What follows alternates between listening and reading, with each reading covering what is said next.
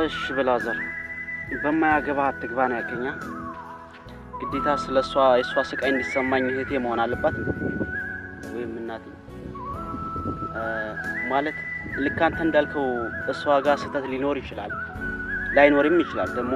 ስተቱ የት ጋር እንደነበር ላይቭ ላይ ሆናችሁ የሆነ ልጅ ግጥም ገጠመላት ከዛ በኋላ አንተ ሁሉ ነገር ተቀየረ ለምን አላቅም እሱን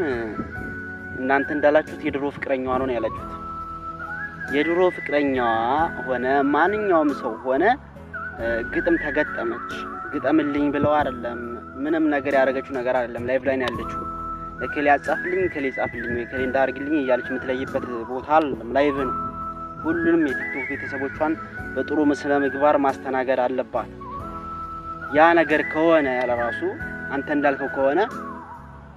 አንተ ጋር በፍቅር ደስ በሚል ፍቅር ባሳለፈችበት ጊዜ የራሳችሁ ነገር ይኖራልና ያን ነገር አውጥተህ ዛሬ ላይ ሜዳ ላይ እንደዚህ ነው ማረግሽ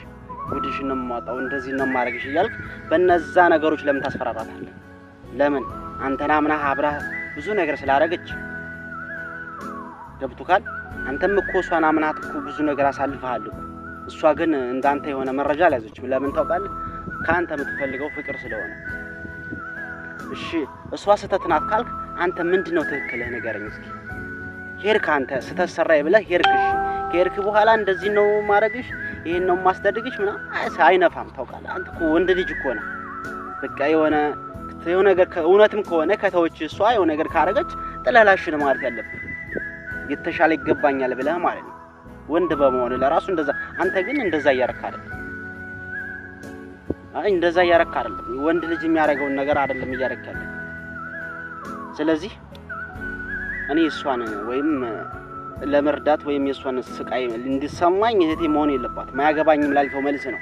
በቃ ከዚህ በኋላ ባለ ፋይል እንደዚህ አረግሻለሁ ምናም ያው ካታስፈራራ ምክንያቱም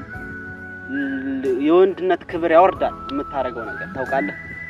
የወንድነት በቃ አቋም አይኖርህም እንደዛ ከሆነ አንተ ደግሞ እስኪ ቢያንስ ለክብርህም ተጨነቅ አይመስልም